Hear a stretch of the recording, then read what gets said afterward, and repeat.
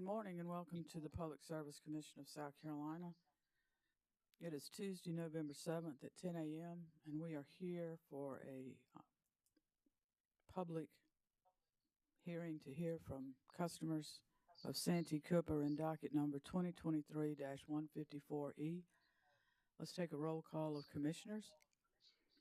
With us virtually, we have Commissioner Justin Williams, Commissioner Thomas, Commissioner Irvin, Commissioner Carolee Williams. Present in the hearing room, we have Vice Chair Powers, Commissioner Caston, and Chair Belser.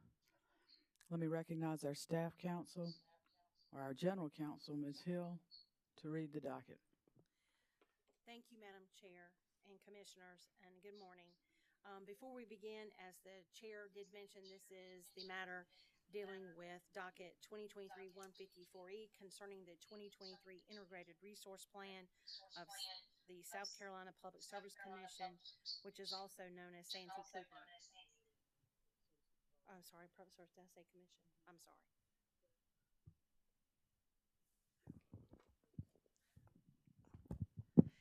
I apologize, Madam Chair. I meant to say the Integrated Resource Plan of the South Carolina Public Service Authority, which is also known as Santee Cooper. Before we begin, we have a few preliminary matters for the public hearing. If you are signed up to speak, you are testifying as a witness under oath with regard to facts known to you related to Santee Cooper. You will be placed on oath by the Commission, which means that you're telling everyone the truth that's known to you. Please make sure that once you're called that you give your name, the street upon which you live, and the town you reside. You don't need to provide your house number as part of your address.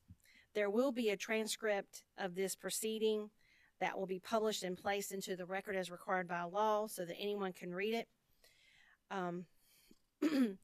Once you're called and after you're sworn, you will proceed to testify before the commission. Please make sure you speak clearly so that you can be heard not only by the folks present, but also the court reporter. Once you're done speaking, please hold right there for just a few minutes before you exit the virtual system so that you can actually there may be some questions from the parties or the commissioners, and you will be given a time limit of 3 minutes to speak, and you will be notified if you are coming close or when that 3 minutes is up. This is the first of several scheduled public hearing sessions to hear from customers. If you testify at one, you're not able to testify to another. The trial in this matter, where there will be additional evidence put on the record by the various parties, will begin at 10 a.m. on December 4th here in the commission offices, which this hearing will also be available to be observed live stream also through the commission's website. Madam Chair, I do believe that everything is in order and ready to proceed. Thank you. Let's take appearances from the party. Who's here representing the applicant, Santee Cooper? Good morning. Stephen Poucher and my colleague, Megan Driggers. Good morning to both of you. I think we have some interveners that are virtual with us today. Anyone from the Sierra Club? South Carolina Coastal Conservation League and Southern Alliance for Clean Energy. Good morning, Chair Belser. This is Kate Mixon, appearing for SACE and CCL, and with me here today are my colleagues Christina Tidwell and Emma Clancy. Good morning. Thank you for appearing. Central Electric Power Cooperative Incorporated. Good morning, Madam Chair. Lyle Trawick appearing for Central Electric. Good morning. Santee Cooper and Chris McDonald for Central Electric as well. Thank you, Mr. McDonald. Santee Cooper Industrial Customer Group. Madam Chair, this is Scott Elliott. I'm here on behalf of the Industrial Customer Group. Thank you. Thank you.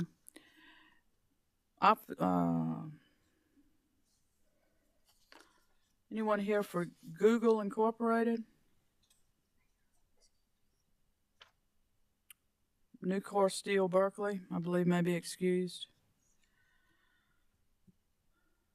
Central Aluminum of South Carolina Incorporated, excused, and Carolina's Clean Energy Business Association is excused.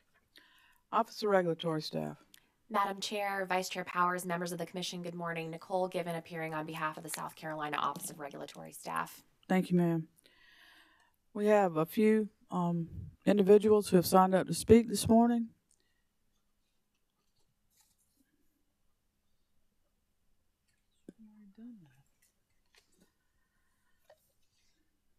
Good morning, Mr. Bachman. Good morning, Madam Chair. We have William Harkleroad on the line. Mr. Harkleroad, can you hear me? Yes, I can hear you. Thank you, sir. I will now swear you in. If you would please affirm that the testimony you're about to give represents the truth, the whole truth, and nothing but the truth. I do. Thank you, sir. Will you please provide the commission with your name, your street name and town, but not your full address, and whether you are a Santee Cooper customer? My name is William Harkleroad. I live on Pine Haven Way, and my utility is Lawrence Electric Co-op.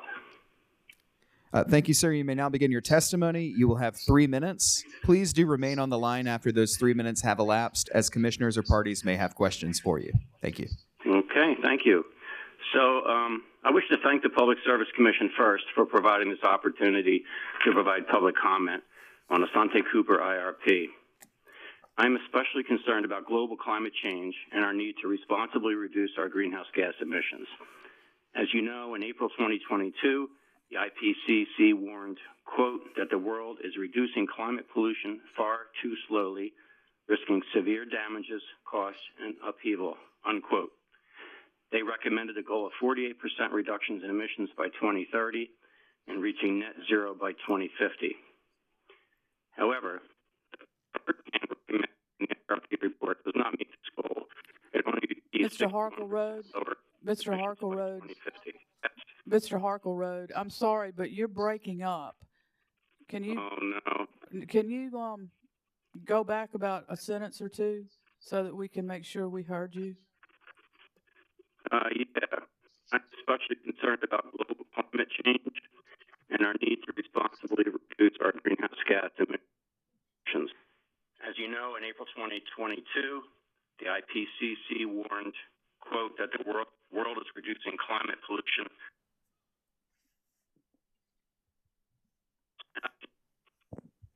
Mr. Harkleroad, we have lost you. Can you hear me? Yeah, I can hear you. You're kind of garbled. Can I? I'm sorry, I'm on a landline here. My cell phone broke. That's okay. Can you give me a test? Just say something so we can see if we can hear you.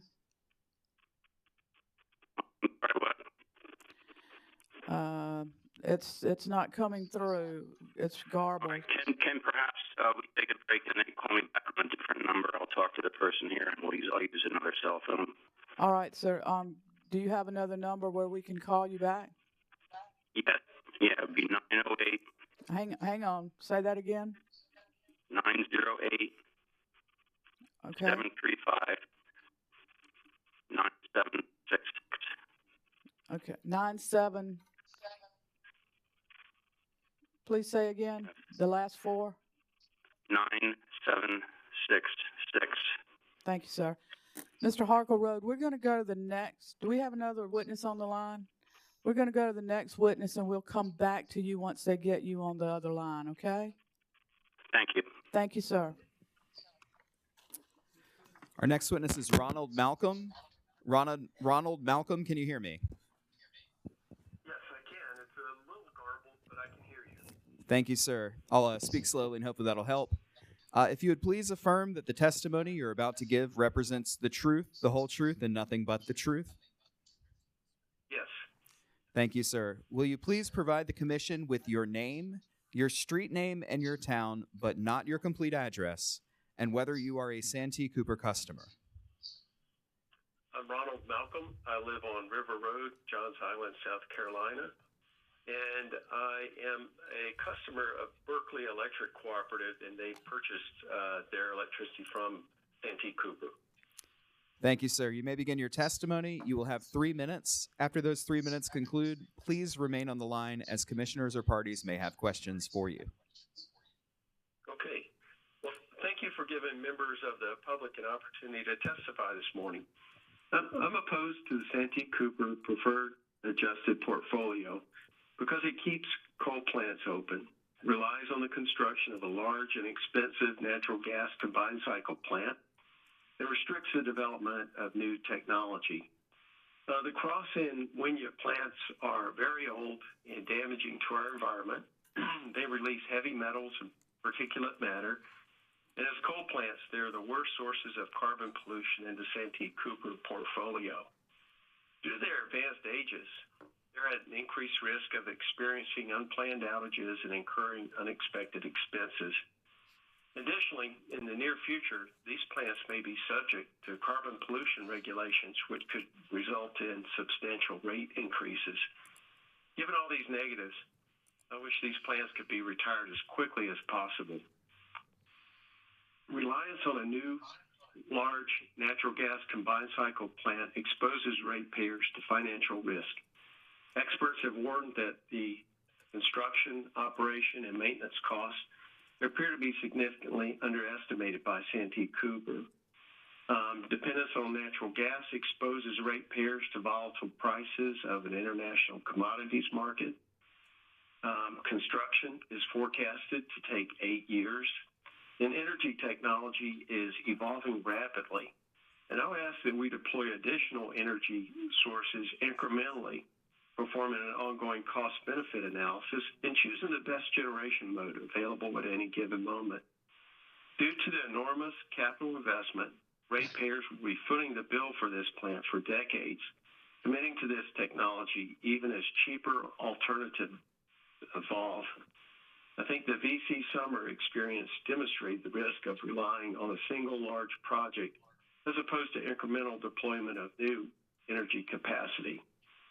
Also noted that new solar deployment is limited to 300 megawatts per year, resulting in a total of only 1,200 megawatts installed capacity in 2029. And the reason for this restriction isn't adequately explained in the IRP. So as a customer, my priorities are affordability, reliability, and environmental responsibility. I'm disturbed that my monthly electric bill is used to support the continued operation of those coal plants. I also worry about the future costs associated with a large combined cycle plant. So I'm asking the Commission to reject this plan, request earlier retirement of the Wynyard and Cross plants, and to add new capacity only as needed and employing the best and latest technology. Thank you so much. Thank you, Mr. Malcolm. Hold just a moment to let me see if there are any questions for you. Any questions from any party? Hearing none. Any questions from commissioners? Mr. Malcolm, you sound fairly knowledgeable. May I ask, have you had training or employment in the energy area? No, I'm a retired physician, but I do care about a lot of environmental issues. So I read the Santee Cooper IRP and also testimony provided by some other consultants. Well, thank you very much for your comments this morning. We certainly appreciate your input today. And if there's nothing further for this witness, Mr. Malcolm, you may stand down. You're excused. Thank you. Thank you, sir. Are we back with Mr. Harkle Road? Mr. Harkleroad, can you hear us? Yeah, yes. Can you hear me? Yes, sir, we can hear you. Mr. Harkleroad, you've already been sworn in, so if you would begin your testimony, we would appreciate it. Thank you, sir. Okay. So anyway, I'll start off kind of where I left off. Thanks to the Public Service Commission for providing this opportunity for public comment.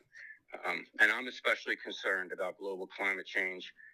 As you know, in April 2022, the IPCC warned, quote, that the world is reducing climate pollution far too slowly, risking severe damages, costs, and upheaval, unquote. They recommended a goal of 48% reduction in emissions by 2030 and reaching net zero by 2050. Can you guys hear me okay? Yes, sir. We can hear you well. Thank you. Okay, thank you. However, the preferred plan recommended in this IRP report does not meet the goal of net zero by 2050. It only achieves 61% lower emissions. One of the critical factors driving the results in the IRP is the social cost of carbon. Yet this IRP assumes that carbon costs are between $22 and $72 per ton starting in 2028. The IRP report states that if carbon prices were at the high end of this range, in other words, $72 a ton, quote, both the coal retirement and net zero CO2 by 2050 portfolios are projected to be the lower cost portfolios, unquote. In other words, the IRP report's conclusion would have been dramatically different if the social cost of carbon was just $72 per ton or higher. So, the carbon prices used in the IRP report were correctly derived from the IWP, the most recent version of the IWP. But I wanted to point out that I'm on the IWG. However, the interest working group, IWG, is currently working to update these prices in the near future. And all indications are that the cost will be much higher. How much higher? What do we think? EPA, which is a member of the interest working group, recently issued a draft report in September 22, which is currently under peer review, which recommends a carbon price of $190 per ton. Also in 2022, the Nature Journal independently published a separate report that recommends $185 per ton. Both of these updated carbon prices are 4 to 6 times higher than those used in this IRP. For comparison, internationally, the EU currently uses a carbon price of $105 per ton, which is also much higher than the maximum price in the IRP. Given this new information, which shows a high likelihood that the official carbon prices will be significantly increased in the near future and will be much higher than is currently assumed in the IRP report, and given the high sensitivity of the IRP conclusion to these prices, I urge the Commission to ask Santee Cooper to update their report, giving a higher weight to the pending increase in carbon costs. We all want the great state of South Carolina to be on the right side of history. Thank you. Thank you, Mr. Harkleroad. Just a moment and let me see if there are any questions for you. Questions from any party? Commissioners, any questions for this witness?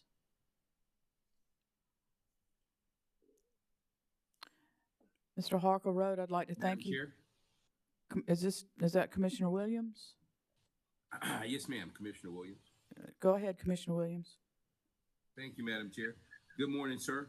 Thank you for your testimony today. I think you're the first witness that I can recall to speak to the IPCC and the Interagency Working Group. So I can tell you're pretty knowledgeable about climate change and some of the issues that are being researched and discussed internationally as well as nationally. Regarding the social cost of carbon, you would accept that the higher numbers that have been recommended have not been adopted yet. The higher numbers for the social cost of carbon. Go ahead. I'm sorry, can you repeat the question, please? Yes, sir. You would accept that the higher numbers that you referenced for the social cost of carbon, I think I heard 190 or 181 odd dollars.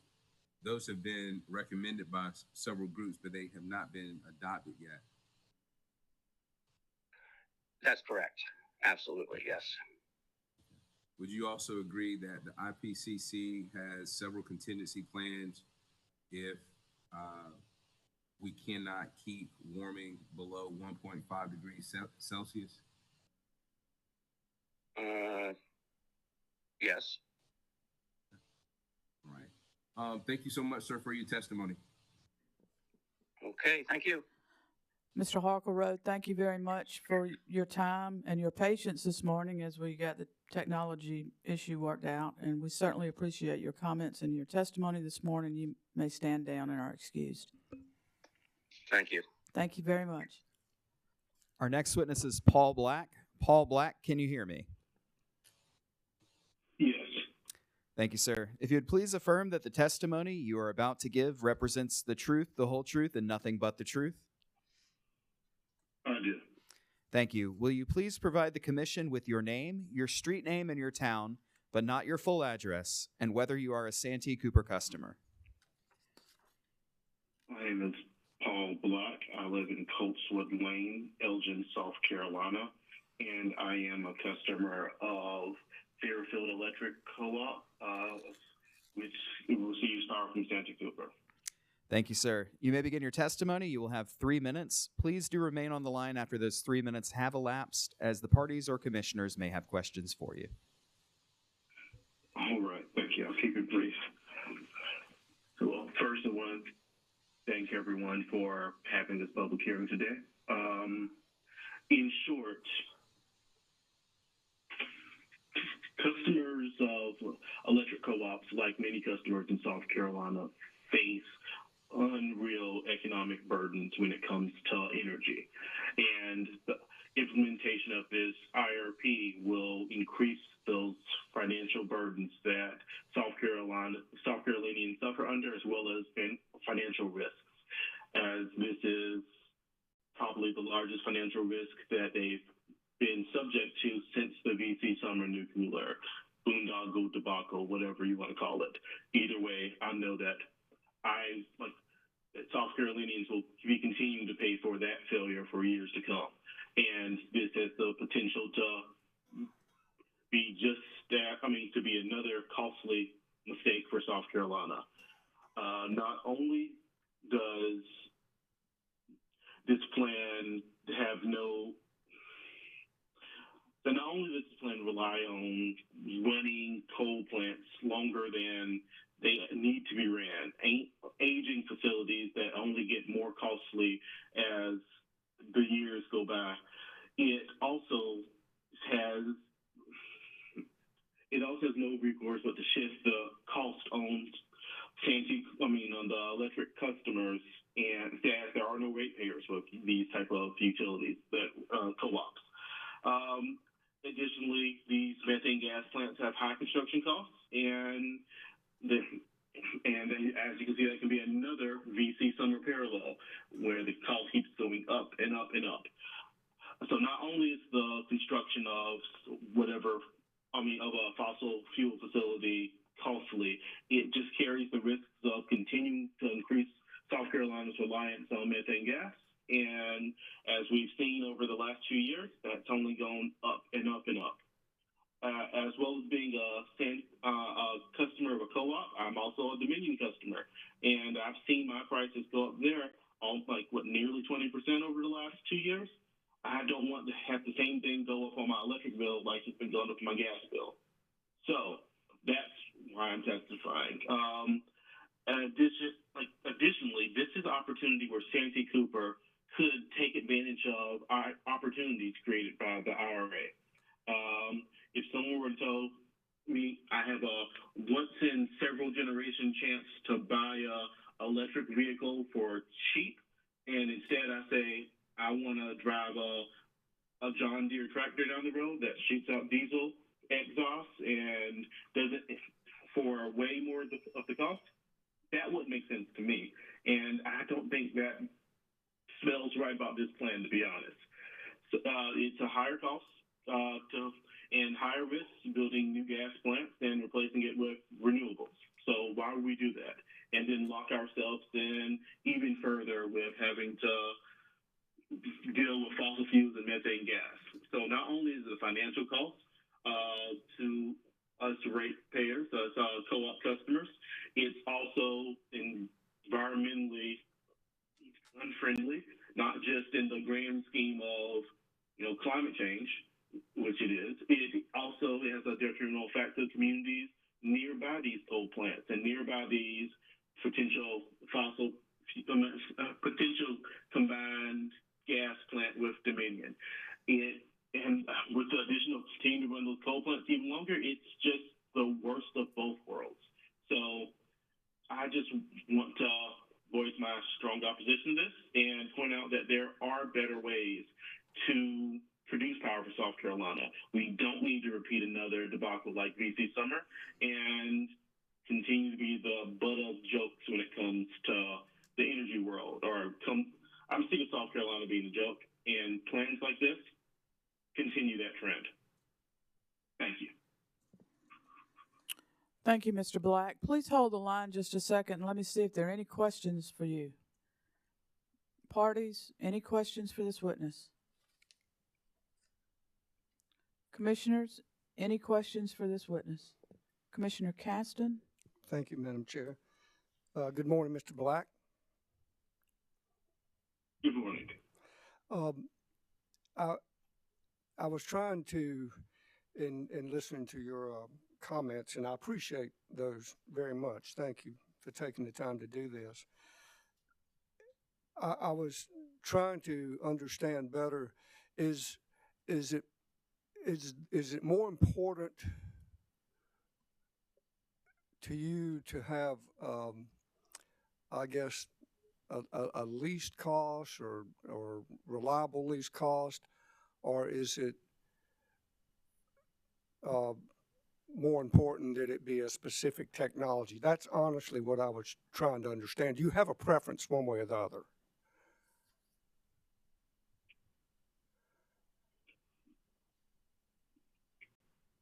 I'm sorry, my apologies. I wasn't sure if there was anything additional questions, but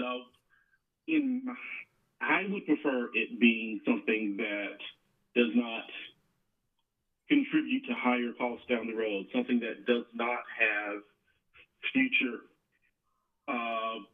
energy spikes. For example, wind or solar, I'm not sure wind's really in the conversation, doesn't really spike that much in price. There's no fuel cost associated with it unless we find a way to tax the sun. So I want something that is sustainable, low cost, and won't throw wrenches and surprises into the mix. I'm no, energy expert. I can't tell you the exact cost per kilowatt hour of renewable energy and battery storage versus coal. But from what I've seen, it's 99% of the time it seems to be cheaper to use renewable energy than it is to fire up peakers and to generate power using coal or natural gas, not just in a pure economic sense, and not just speaking about the consequences of burning more fossil fuels. So I believe that renewable energies, I'm not just one to speak off my pure belief alone, but from what I've seen, and I'm sure the commission might have more information to consider this, but I don't believe that there is a strong division between what would be cheaper in the grand scheme. When I say the grand scheme, I mean the 20-year perspective of what's happening here in South Carolina. I don't believe that that solar would be a bad bet over a new coal plant or a new gas plant in this scenario. And the other risks associated with new fossil fuel plants in South Carolina, between pipelines and eminent domain issues and the wrath of health consequences that come to our state, it would shock me to find out that 200-300 acres of solar panels cost more than all of that combined. Well, thank you very much, Mr. Black, for your testimony. I appreciate it very much. Thank you. Thank you. Commissioners, anything further for this witness? Madam Chair. Commissioner Justin Williams. Mr. Black, I just want to thank you for your testimony. I find it very helpful when ratepayers participate in hearings like this. It gives insight into what everyday people are facing as it relates to their utility. So I really appreciate you taking time in the middle of a work day to call in and express your thoughts. I will offer to you that Santee Cooper is participating within with programs that are included in the Inflation Reduction Act. I don't have the docket number before me, but they did come before the commission in an allowable ex parte briefing to explain some of the programs that they are attempting to participate in through the Inflation Reduction Act. I believe it was a grid improvement grant through the Inflation Reduction Act. So just wanted to offer that to you. And as I thank you for your testimony and participation, sir. Thank you again. Thank you. Thank you, Commissioner Williams. Commissioners, anything further? Mr. Black, I too would like to thank you for your time and testimony this morning. We had a number of customers of Santee Cooper and electric co-ops ask for these public sessions, and so we certainly appreciate you taking advantage and sharing your thoughts and comments with us, so thank you very much. And as there are no further questions, you may stand down and are excused. Thank you very much. Madam Chair, that concludes our list of pre-registrants for this morning's hearing. Thank you very much, Mr. Bachman. Parties, commissioners, and anyone listening, we will close this portion of our public comment session from customers. We will be back, I think it's 5:30 this afternoon, is that correct? For another session. We have a few more people signed up, so with that, we will adjourn this session and be back at 5:30 this afternoon. Thank you. Madam Chair. Yes, who's speaking? Scott Elliott. Mr. Elliott. I'm sorry to interrupt you. I've enjoyed this morning's session, but I would ask that I might be excused from the remaining public sessions for this Certainly. proceeding. That's it. That's your call. Yes, ma'am. Thank you very much. Appreciate your accommodating me. Thank you for letting us know. Is there anything else from any party? Hearing nothing, we will adjourn this. We are now adjourning this session, and we'll be back at 5:30 this afternoon. Thank you.